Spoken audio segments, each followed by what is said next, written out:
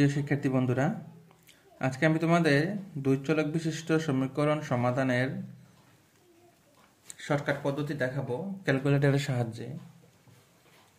অর্থাৎ দুইটা চলক থাকবে, দুইটা সমীকরণ থাকবে, তাহলে এক্স এবং ওয়াই এর মান কত হবে। দেখো, প্রথমে ক্যালকুলেটরটা আমরা অন করে নেব, তারপরে মোড অপশানে গিয়ে ইকুয়েশনে যাব। ইকুয়েশনে যাওয়ার পর চলক দুইটা চলক দেব, পরে প্রতি ক্ষেত্রে সহগ লিখে সমান চিহ্ন দেব।